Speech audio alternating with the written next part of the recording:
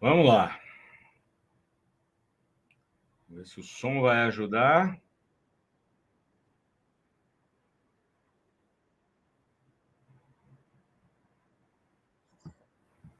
Muito bem.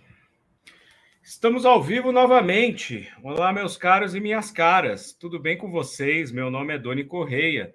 Bem-vindos ao Doni Correia, uma teia de ideias. Este canal feito por mim, seu anfitrião, Doni Correia, mestre e doutor em Estética e História da Arte, membro da Associação Brasileira dos Críticos de Arte, a ABCA, e da Associação Brasileira dos Críticos de Cinema, a Abracine. Este canal, se você está chegando aqui pela primeira vez, é um canal dedicado a assuntos relacionados à estética, à história da arte e ao cinema, além de todas as humanidades no entorno, né, desses campos do conhecimento. E por isso, exatamente, que eu programei essa live que deveria ter acontecido ontem, estava acontecendo, na verdade, mas o nosso querido YouTube, de alguma forma, deu um pau aqui e me silenciou. E hoje eu espero que isso não aconteça, porque nós vamos falar aqui do nosso querido cineasta e tarólogo Alejandro Jodorowsky, né, que escreveu esse livro aqui, junto com Mariane Costa, O Caminho do Tarô. Né? E eu havia dito que eu faria essa live justamente para explorar um pouco dessas questões transcendentais que estão presentes na obra do Jodorowsky, seja no cinema, seja nos quadrinhos, seja no tarô. De cara, já peço para vocês que estão nos assistindo que digam de onde nos assistem, né? Comentem aqui no chat. E como vai ficar gravado aqui depois este trabalho, vocês vão poder conferir, deixar seus comentários aí embaixo, sempre ativando aí a sineta, se inscrevendo no canal, para que a gente faça esta teia de ideias crescer. Eu já fiz uma live hoje mais cedo, às 5 da tarde, a respeito do início do cinema no Brasil, os primeiros filmes brasileiros. Então, vocês podem conferir também.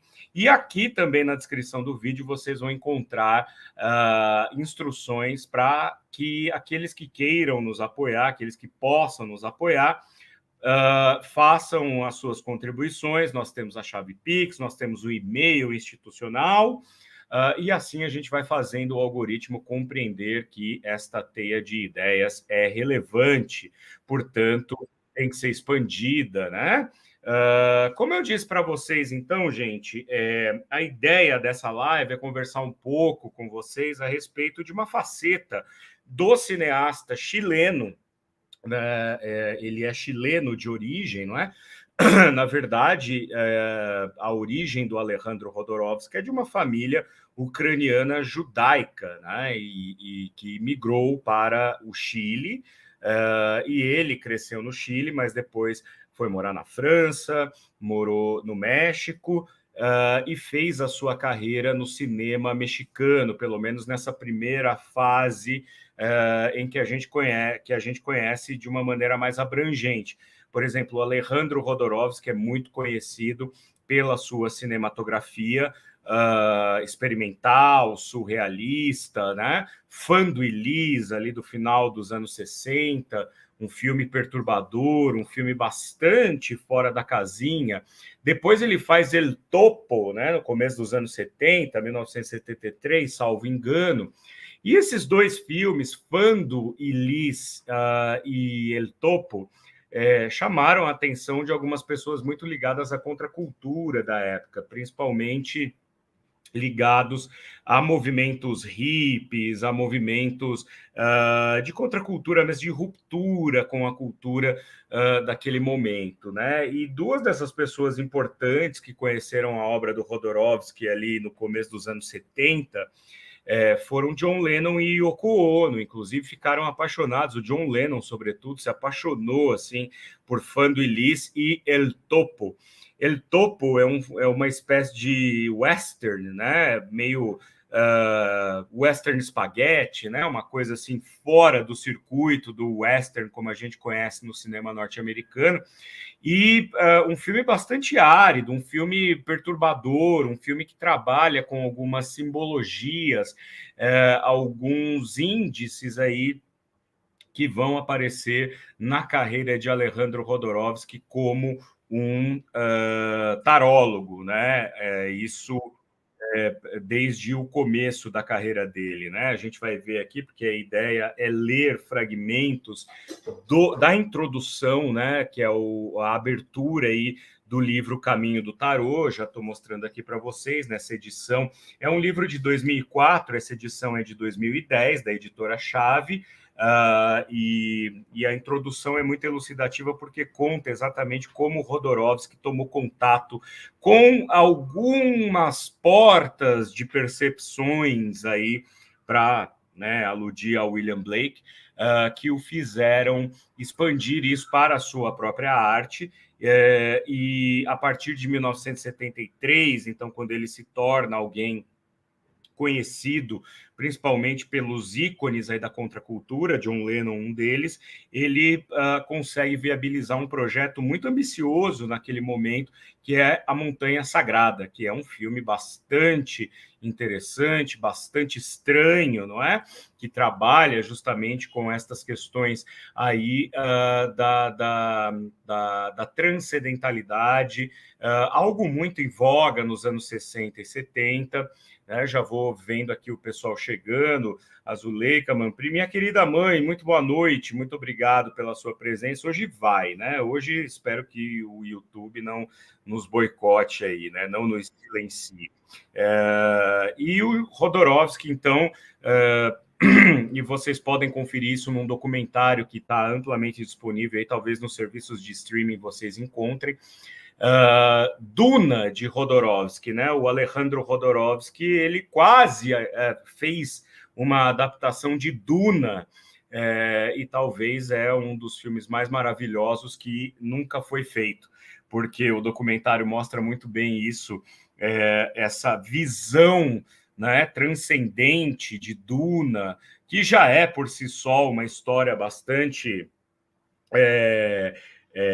enigmática, né? Uma ficção científica bastante enigmática, que depois foi adaptada pelo David Lynch, agora recentemente adaptada pelo Denis Villeneuve, mas o Duna, de Jodorowsky, poderia ter sido talvez uma das grandes obras-primas do cinema, teria mudado completamente o rumo do cinema de ficção científica, quando ele tentou adaptar no final dos anos 70 essa obra num filme que seria, como o próprio Alejandro Jodorowsky fala no documentário a respeito desse filme não realizado, que ele gostaria de dar ao público aquilo que de mais próximo há de uma viagem de LSD, estando a pessoa sóbria. Portanto, o LSD, como vocês sabem, é amplamente difundido na contracultura dos anos 60, era um medicamento vendido em farmácia, mas que depois, obviamente, foi proibido, porque tem propriedades alucinógenas e bastante importantes, né? Bastante fortes, né? Mas era consumido amplamente pela contracultura, pelos contraculturais ali. Alejandro Jodorowsky era um deles. E Duna ficou inconcluso justamente por problemas com produtores, problemas com a própria constituição da equipe. O Jodorowsky conta nesse documentário que ele se pautou muito pela intuição dele, que ele trazia dos estudos do tarô. A gente já vai ver daqui a pouquinho, quando começarmos a ler aqui algumas passagens da introdução de O Caminho do Tarô, e seria um filme sensacional, né, gente? Teria aí no elenco gente do calibre de Orson Welles, David Bowie, né? Trilha sonora do Pink Floyd, a direção de arte seria do Moebius, né? Grande Moebius, né? Grande artista, que depois esse próprio roteiro de Duna seria transformado no Incal, né, que é uma série de quadrinhos aí do Jodorowsky junto com o Moebius, mas que, de alguma maneira, né, o roteiro de Duna, todo o trabalho que o Jodorowsky fez ao conceber esse Duna, segundo a sua própria visão estética, contracultural, artística, enfim, lisérgica, né? Claro, tudo isso ia influenciar mais para frente vários outros filmes, porque esse projeto rodou na mão de várias pessoas ali de Hollywood, e aí depois a gente tem filmes como Alien, O Oitavo Passageiro, O Exterminador do Futuro, e assim por diante, ou seja, trabalhos que foram influenciados diretamente pelas ideias que estavam presentes ali na ideia de Jodorowsky de fazer a sua interpretação de Duna. Mas o Alejandro Jodorowsky, pouca gente sabe, é um tarólogo que, inclusive, ensina e lê tarô a qualquer um, né? Gratuitamente. Ele nunca cobrou nada para ler tarô para ninguém e nunca quis fazer uma carreira de tarólogo baseando os seus ganhos na leitura de cartas. E isso ele vai dizer aqui no texto que a gente vai ler daqui a pouquinho. Pelo contrário, ele sempre viu o tarô como uma espécie de oráculo maior que conjumina todas as culturas do Ocidente e do Oriente, que é, na verdade, a possibilidade de cristalizar em forma de arte uma visão e uma interpretação maior daquilo que é o universo, daquilo que é Deus, daquilo que é a alma, daquilo que nós somos dentro deste grande universo. Vocês que me seguem e que acompanham meu canal já devem ter visto aqui que eu tenho alguns vídeos a esse respeito, né, sobre discussões assim de ordem mais transcendental. Eu tenho aqui, por exemplo, no canal, e já convido vocês para conhecerem, vocês que não conhecem, dois vídeos, né, na verdade um bate-papo dividido em duas partes que eu tive com Flávio Vassoler, meu amigo, no canal dele, e depois postei no meu canal também sobre a ayahuasca, né? Sobre o chá, o daime, né? E como isso pode servir como uma ferramenta de cura e autoconhecimento. Eu trago aqui, vez por outra, questões relacionadas à estética, como a fenomenologia, né? Há uma playlist aqui no canal chamada Semana de Ideias, Semana de Estilo, né? Em que eu coloquei um vídeo a respeito, a respeito da fenomenologia, né? Que é um assunto que eu pesquiso bastante e a fundo. Recentemente eu postei um vídeo a respeito dos evangelhos apócrifos e pretendo continuar trazendo, claro, assuntos dessa natureza, porque eu creio, e isso ao longo da minha carreira como pesquisador, né? Desde que eu comecei essa carreira de pós-graduando, né? Pesquisando estética, história da arte, enfim, teorias estéticas, cada vez mais eu me convenço de que a arte é, sim, uma porta para interpretações de questões que estão muito mais além do que a vida cotidiana que nós vemos. O artista, na verdade, como o próprio Merleau-Ponty diria, né? O artista conta-se entre as coisas. Então, a arte está nas coisas, a arte está nos pequenos detalhes do dia a dia, porque não existe uma separação. E é uma coisa que vai além do tempo também, transcende o tempo, né? O tempo é uma invenção humana para contar de maneira lógica a passagem das coisas, né? A chegada, o crescimento e a morte, né? Nós estamos muito presos a essas questões de tempo, e o Jodorowsky vai falar que o tempo realmente é algo que pode ser visto como uma transversalidade de uma maneira muito mais interessante do que ficar preso a questões comezinhas, né? Então, a ideia aqui é a gente ler um pouco do que está justamente nesta introdução de O Caminho do Tarô, para que a gente compreenda, inclusive, um pouco melhor a própria visão de mundo e a visão de arte de Alejandro Jodorowsky. Esse livro, né, que eu mostrei para vocês, é uma reunião de uma série de anotações e aulas e conferências que o Jodorowsky deu de maneira informal e que a Marianne Costa, ou Marianne Costa, né? Porque o Rodorovsky vive na França e, enfim, né, a vida dele é na França. O Rodorovsky está com 94, vai fazer 94 anos agora em fevereiro e continua aí postando coisas, né? Postando aulas, inclusive, né, como a gente vai ver aqui, ele reformou um dos tarôs mais importantes, que é o tarô de Marseille, e postou gratuitamente para as pessoas baixarem, né, essa nova iconografia que ele utiliza para que as pessoas possam imprimir e ter esse tarô à disposição. Então, o livro é nada mais do que uma compilação de ideias que o Rodorovsky foi desenvolvendo ao longo de toda a vida dele a respeito do tarô e que culminou numa espécie de manual, mas não um manual para que as pessoas leiam tarô simplesmente para trazer ao consulente informações é, é, supérfluas, né? Quer dizer, vou conseguir aquele emprego, vou casar com fulano, vou namorar fulana, vou... Não, não é isso que se trata, né? O tarô, segundo o Rodorovsky, é algo muito maior, é como se fosse um oráculo, e um oráculo, o oráculo já está presente na própria história humana, né? Se a gente for olhar para a Grécia, se a gente for olhar para o Egito, a gente vai ver que já existiam oráculos que, na verdade, davam conta ao consulente muito mais do que ele vivia no seu momento presente do que prever exatamente algo que vai acontecer de maneira objetiva no futuro, seja esse futuro dali 5 minutos, seja dali 5 meses, 5 anos, 5 dias, enfim. Então, sem mais delongas, feitas essas primeiras considerações, vamos dar uma olhadinha, né? Eu não vou poder compartilhar aqui na tela com vocês esse PDF, porque obviamente que eu estaria incorrendo num problema de direito autoral.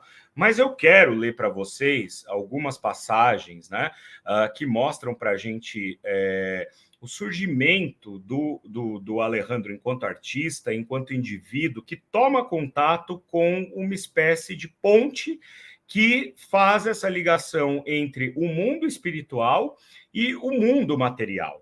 Porque, no limite, todos os oráculos, todos os tarôs, todos o próprio Xing, né, que é um oráculo também, enfim, toda a busca que nós fazemos por uma incursão espiritual, nada mais é do que a tentativa de compreender o nosso momento na Terra, o nosso momento de carne e osso, o que nós fazemos aqui, por que estamos aqui, qual a nossa missão, qual a nossa função. Obviamente que se a gente olhar para a filosofia, a gente pode especular aí filósofos como Albert Camus, que dizia que a vida nada mais é do que um acúmulo de absurdos, né? Albert Camus, argelino, que escreveu o mito de Sísifo, só para citar, né? E o Estrangeiro também.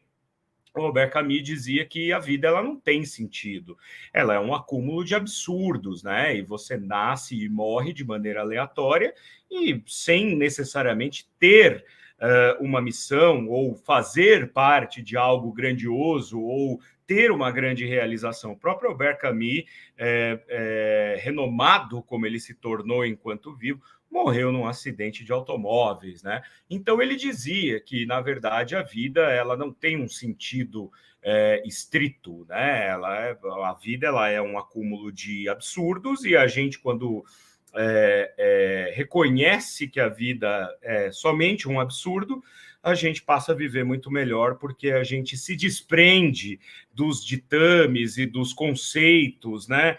Das etiquetas do dia a dia, né? Eu preciso fazer isso, eu preciso fazer aquilo, eu tenho que fazer sucesso, eu tenho que me dar bem na vida, eu tenho que ficar rico, eu tenho que casar, eu tenho que ter filhos. Quando você se desprende disso, você vive muito melhor, segundo Albert Camus. No caso do Rodorovsky, a gente vai um pouco mais além, né? Porque o Rodorovsky, obviamente, que ele vem de uma geração que também viu o mundo em desgraça, né? Nascido em 1928, ele pegou aí a Segunda Guerra Mundial, pegou as guerras aí do Vietnã, pegou toda sorte de problemas da pós-modernidade, mas ele vai buscar nessas pequenas portas, né, de ligação entre o mundo material e o mundo do absurdo e o mundo espiritual, relações que podem muito bem também preencher um certo vazio que nós temos, né, por excelência, né? Nós já nascemos vazios, né? Nós nascemos com uma certa vontade de potência que nunca se completa. Se a gente quiser evocar Nietzsche, né? Vontade de potência. E parece que ela nunca se completa, parece que nunca está perfeito, parece que a gente nunca tem a resposta. E o Jodorowsky, com o seu tarô, vai justamente buscar algumas respostas que não sejam definitivas, mas que sejam pelo menos alentadoras, né? Temos aqui, antes de começar a ler, mais um comentário do Luiz Martins. Boa tarde, Doni. Gratidão por compartilhar tanto conhecimento. Imagina, meu querido, eu que agradeço a sua presença. Então é o seguinte, ó, eu vou começar a ler aqui para vocês a introdução de O Caminho do Tarô, tá? Como eu falei, O Caminho do Tarô, que é esse livro aqui, é um livro, acima de tudo, além de um manual, é um livro de filosofia, tá? E vocês vão entender por quê já na introdução. Diz o Alejandro Rodorovsky, vocês vão me dizendo aí, tá, gente, se tá bem o som, porque ontem a gente teve problema com o som, então vocês vão me dizendo aí se está tudo certo, se não temos nenhum problema aí de ordem técnica, e enfim, né? É bom que a gente sempre monitore, porque eu não sei o que aconteceu ontem, mas hoje eu espero que não aconteça. Estou aqui colocando, só posicionando o meu PDF para poder fazer essa leitura com vocês. Então vamos lá. Ó. Ele diz, né, na introdução, em Tocopilla, né, é o nome da cidade, pequeno porto chileno escondido entre o glacial Oceano Pacífico e as planícies montanhosas do deserto de Tarapacá, região mais seca do mundo, onde não cai uma gota de chuva há séculos, eu tive aos 7 anos meu primeiro contato com as cartas. Então, o Jodorowsky vai aqui narrando para a gente exatamente o lugar onde ele nasceu, que é um lugar bastante árido também, embora seja um porto realmente, na beira do Oceano Pacífico, tem atrás de si uma região bastante árida, né, um deserto. Veja só que interessante, né? Está exatamente entre a abundância da água e a carência absoluta de chuva, né? Devido ao calor extremo, os comerciantes fechavam as lojas do meio-dia às 5 da tarde, que é muito comum, né, em comunidades assim, principalmente hispânicas, né, que é de origem hispânica, que é a hora da siesta, né? Jaime, meu pai, Jaime, né? Meu pai baixava a porta de aço da sua casa Ucrânia, roupa íntima feminina e artigos para o lar, a loja, né? Casa Ucrânia lá, porque a família do Jodorowsky é de ascendência ucraniana, judaica, né? Roupa íntima feminina e artigos do lar, ia jogar bilhar com o louco Abraão, né? Um judeu lituano, viúvo, arruinado em circunstâncias misteriosas. Ali, onde as mulheres nunca entravam, comerciantes rivais em torno de uma mesa verde decretavam a paz e afirmavam sua virilidade, matando diversas bolas de uma vez. É interessante, né, essa imagem que o Jodorowsky traz para a gente, né, dessa masculinidade, né, que até tenta se resolver no comércio, um tentando ser mais macho que o outro, né, e aí todo mundo depois se reúne ali para jogar bilhar, matando diversas bolas de uma vez, né? Isso não é à toa a escolha das palavras aqui que o Jodorowsky faz. Segundo a filosofia de Jaime, né, o pai dele, aos 7 anos, o menino já tinha o cérebro formado e devia ser tratado como um adulto. No dia do meu sétimo aniversário, ele me deixou acompanhá-lo ao bilhar. Não me impressionei nem com o barulho ensurdecedor das bolas, se entrechocando, nem com os vultos brancos e vermelhos cruzando o tapete verde-oliva. O que me chamou a atenção e me fascinou foi o castelo de cartas.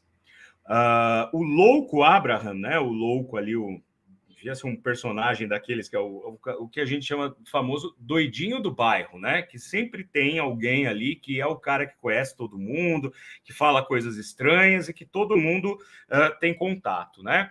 O louco Abraham tinha mania de construir com cartas de baralho grandes castelos.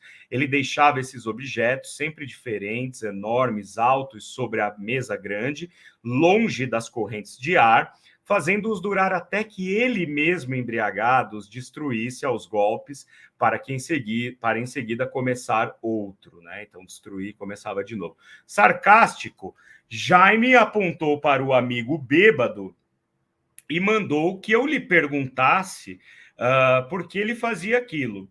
O louco Abraham, com um sorriso triste, respondeu a um menino o que não queria dizer a um adulto. Olha que maravilhoso agora, gente. Eu imito Deus, garotinho.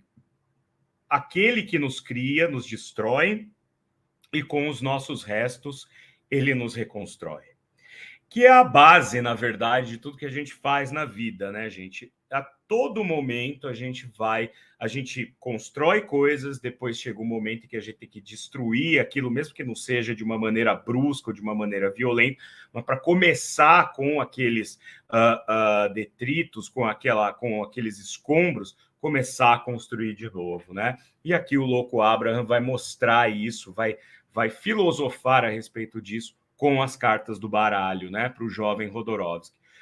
E ele continua: aos sábados à noite e aos domingos depois do almoço, para vencer o tédio provinciano, meu pai recebia em casa um grupo de amigos com os quais jogava cartas durante horas, enquanto Sara Felicidade, minha mãe, única mulher, servia cervejas e canapés, convertida em sombra. Então, uma sociedade patriarcal, como haveria de ser naquele momento, né?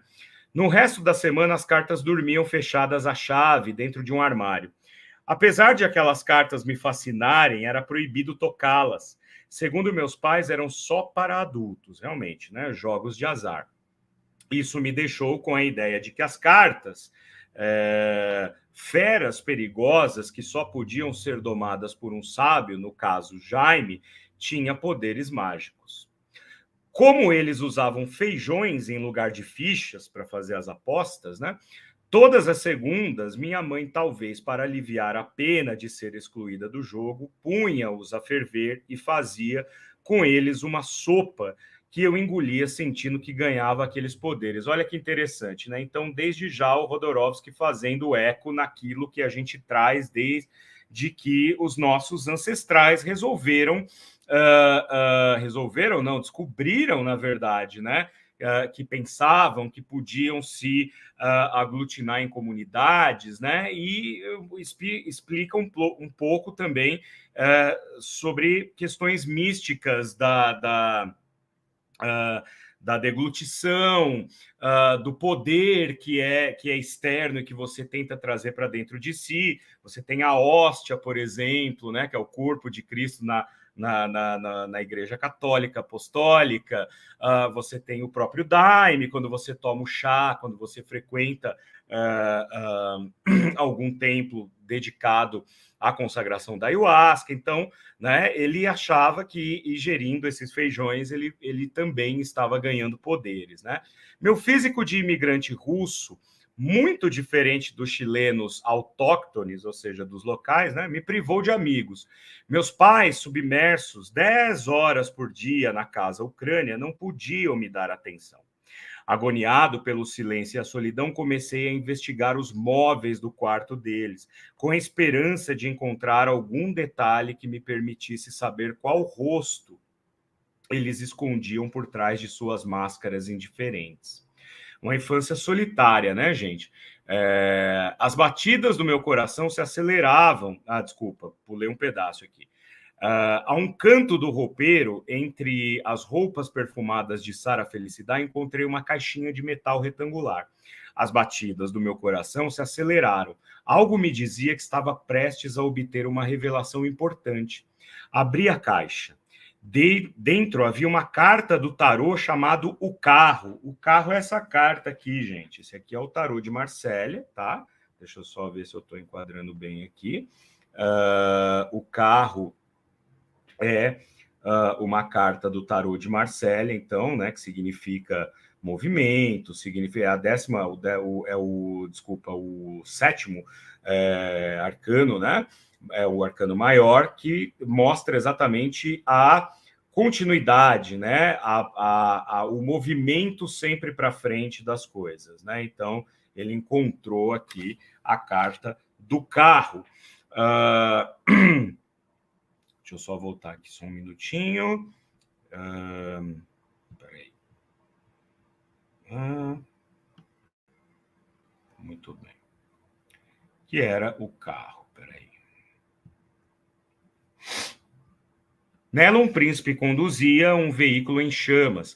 As línguas de fogo, agregadas com linhas de tinta negra, haviam sido coloridas com aquarela amarela e vermelha. Então, alguém fez alguma intervenção aí nas cartas, né?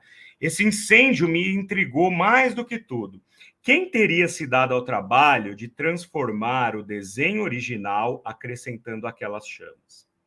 Pensando nisso, não percebi minha mãe chegar. Surpreendido em pleno delito, assumi a culpa e lhe dei a carta. Ela a tomou da minha mão com reverência, apertando-a contra o peito e se pôs a chorar e soluçar. Quando se acalmou, contou que seu finado pai mantinha essa carta sempre consigo no bolso da camisa, perto do coração. Ele havia sido um bailarino russo que media 2 metros de altura, com uma cabeleira loira de leão, que, apaixonado por minha avó judia, sem que fosse obrigado a fazê-lo, acompanhou-a ao exílio. Tá? Já na Argentina, passaram por lá antes de chegarem ao México, ao Chile, né?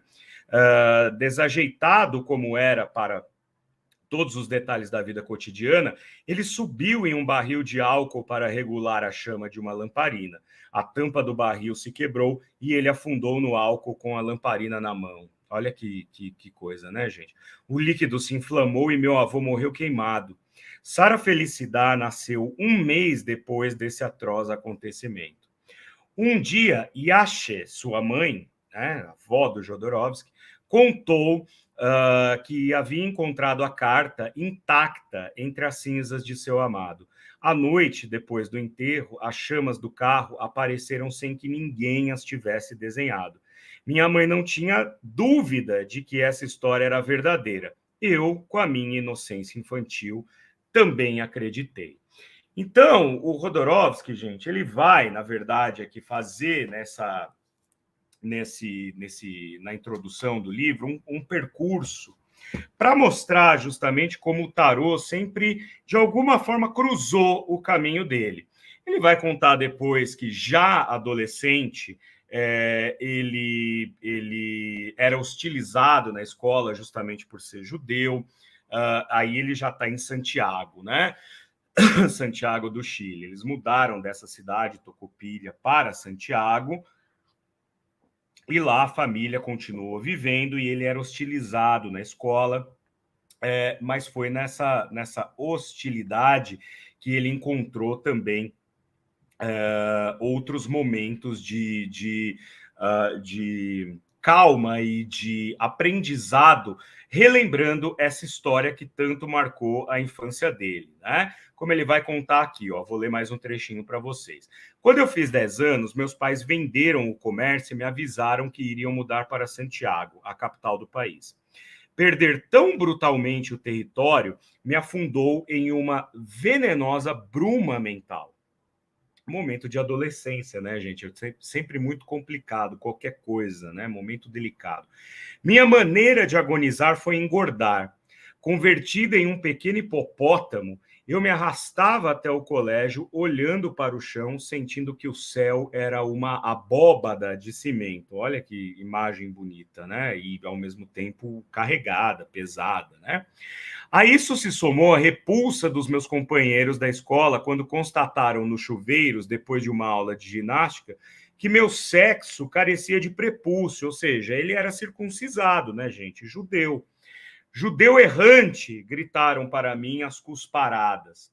O filho de um diplomata que acabara de chegar da França cuspiu no verso de uma carta e a colou na minha testa. Aquela coisa de quando a gente está brincando de truco, né? Quando a gente tem a carta mais poderosa ali da mão de jogo, você lambe e dá na testa do seu oponente. Fizeram isso com o Rodorovski mais para hostilizá-lo por ser judeu, né? Rindo às gargalhadas, me empurraram contra um espelho. Era um arcano do tarô de Marsella, o Eremita. E o Eremita, gente, é um arcano do tarô de Marsella. Enquanto eu falo para vocês, deixa eu ver se eu encontro aqui, que é relacionado justamente a esse recolhimento, né?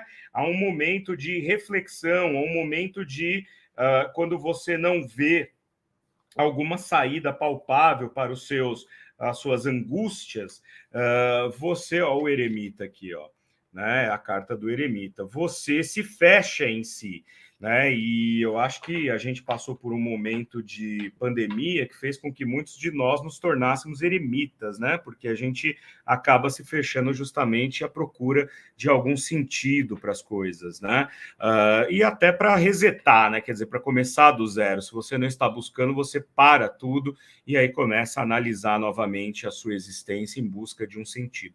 Então, ele viu que era um eremita, né? Que colaram ali na testa dele. Vi nessa carta meu retrato infame, um ser sem território, não é?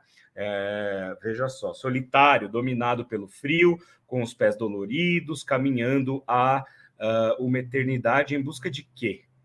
De algo, seja o que for, que lhe desse uma identidade, um lugar no mundo, um motivo para continuar vivendo. O ancião ergue uma lanterna, o que a minha alma milenar está erguendo, diante da crueldade dos outros companheiros, senti que o meu peso era uma dor transportada durante séculos. Então, de novo, ele teve um novo insight aí com relação a essa carta do eremita. Ele começa a procurar, então, sinais nos próprios acontecimentos de sua vida. Seria aquela lâmpada da minha consciência? E se eu não fosse um corpo vazio, uma massa habitada apenas por aquelas angústias, mas uma luz estranha que atravessa o tempo através de inumeráveis veículos de carne, em busca desse entre impensável que meus avós chamavam de Deus. Desculpa, em busca desse ente impensável que meus avós chamavam de Deus. E se o impensável fosse a beleza? Então, aqui ele está fazendo uma série de questionamentos que vão permear, de novo, vão segui-lo durante toda a vida, e que ele vai depois estabelecer uma série de paralelos.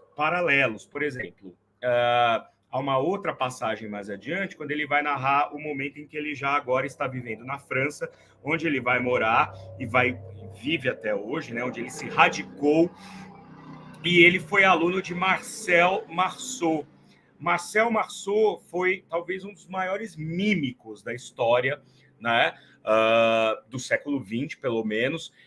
Então, um mímico bastante reconhecido. Ele foi aluno, ele deu o Rodorovski estudou com ele, foi assistente dele, e ele sempre ficava observando a obsessão com que Marceau olhava para o seu trabalho, sempre aperfeiçoando. E como ele fazia, né, uma tour por vários países, por várias cidades, muitas vezes o Rodorovski ficava avulso ali durante os ensaios, ele não tinha muito o que fazer e ficava ali vagando pelas cidades e tal, e ele começou a colecionar tarôs, porque ele ia para livrarias e comprava tarôs.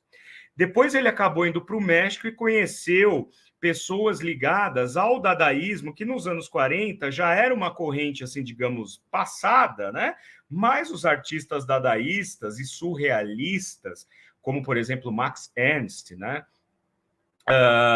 Continuavam produzindo, Hans Richter, Man Ray e tal. Ele conheceu pessoas ligadas ao surrealismo e ao dadaísmo no México.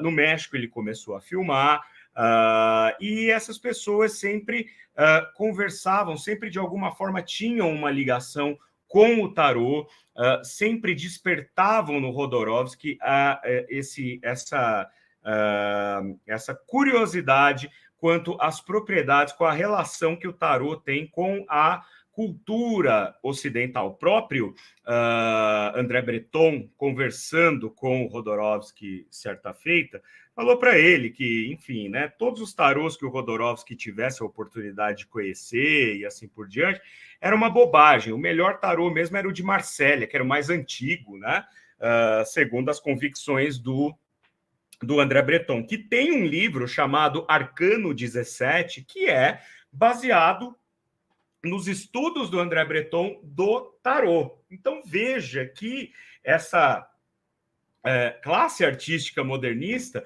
via nos oráculos do tarô uma possibilidade muito grande, né, de expansão de conhecimento, sobretudo numa época de um mundo que não fazia muito sentido, que era a época da Segunda Guerra Mundial, né? Depois da Primeira Guerra Mundial e, sobretudo, na Segunda Guerra Mundial, não fazia muito sentido tudo o que estava acontecendo. Então, como que a gente pode remontar esse quebra-cabeças, né? E há um momento também aqui em O Caminho do Tarô que o Rodorovsky vai fazer todo o percurso das origens desse tarô. Então, tem até a etimologia da palavra tarô, que viria do Egito, que poderia ser árabe, que poderia ser a origem poderia ser judaica, inclusive, também. Então, ele vai mostrando como o tarô, na verdade, é um oráculo muito antigo, ligado a tradições muito ancestrais que vão se modificando e acumulando, na realidade, elementos e indícios de sociedades que são da ordem folclórica. Então, quando a gente olha para o folclore, por exemplo, isso tem uma passagem, inclusive, nessa introdução, que ele vai dizer o folclore nada mais é do que tudo aquilo que a nossa cultura, determinada cultura, um folclore de uma determinada região, nada mais é do que um espólio de tudo aquilo que a cultura tem, de que aquela sociedade tem em termos de cultura, que vai sendo acumulado e vai sendo sobreposto. E o tarô nada mais é para o Rodorovsky do que uma sobreposição de culturas em buscas herméticas, né, buscas ocultas, buscando decifrar o sentido de seu próprio Deus, de cada cultura com o seu próprio Deus, que vão sendo acumuladas e cristalizadas nessas cartas que podem ser usadas, e o Rodorovsky usa extensamente justamente para poder guiar o seu próprio trabalho. Basta dizer, né, de novo, como eu falei aqui no começo, que o Alejandro Rodorovsky, quando estava compondo a sua equipe para o que viria a ser Duna, mas que nunca veio a ser, né, porque com problemas de produtores e verbas e tal, o filme nunca saiu do papel, mas ele estava todo desenhado nos calhamaços, assim, prontos, né? Quer dizer, a concepção visual estava toda pronta. O Rodorovsky, ele sempre olhava para quem ele ia conversar, no sentido de, ó, esse aqui é um possível, sei lá, diretor de fotografia para o meu filme, ou esta aqui é uma possível atriz para uma das personagens e tal. Ele sempre tendia a olhar para além do que essa pessoa era enquanto um mero profissional, uma pessoa de carne e osso, sempre buscando aquilo que a sua própria intuição, baseado nessas experiências juvenis, legaram a ele. Bom, não quero me estender muito com esta conversa, porque, de fato, se a gente fosse ler toda a introdução aqui de O Caminho do Tarô, nós ficaríamos algumas horas aqui, não quero enfadá-los, mas quero convidá-los a comentarem depois, se vocês estão assistindo esse vídeo depois, comentem aí embaixo se vocês querem que eu traga mais assuntos relacionados ao próprio estudo do tarô, conforme Rodorovsky nos ensina. Visitem também aqui, eu estou deixando a página do Alejandro Rodorovsky, vocês vão ter lá várias aulas de tarô que são gratuitas no próprio YouTube. Aqui o Rodorovsky, ele é um professor de tarô bastante interessante, né? Ele tenta, de alguma forma, trazer palavras, né, de alento para aqueles que são consulentes virtuais, que ele não tem conhecimento nenhum de quem sejam e tal. E comentem também sobre a obra do próprio Jodorowsky, né? Porque agora, com esta pequena fala a respeito dele, eu espero que vocês que gostam do trabalho dele tenham a oportunidade de olhar para o trabalho de Alejandro Jodorowsky com um outro ponto de vista, né? Com o ponto de vista daquele artista que se conta entre as coisas, que se vê como uma espécie de antena de toda aquela filogenia junguiana, né? Tão importante para a gente compreender toda a nossa herança de pensamentos e comportamentos que vem lá dos nossos ancestrais, passando de geração em geração, de tempo em tempo, e que nos forma como somos hoje em dia. Tá bom, gente? Então, muito obrigado pela atenção. Espero que vocês tenham gostado. Deixem aqui os seus comentários, inscrevam-se no canal, compartilhem bastante esta live e fiquem conosco, porque nós temos ainda muitos outros assuntos interessantes para tratar ao longo de 2023, aqui no Doni Correia, uma teia de ideias. Muito obrigado, bom final de semana a todos vocês. Tchau, tchau.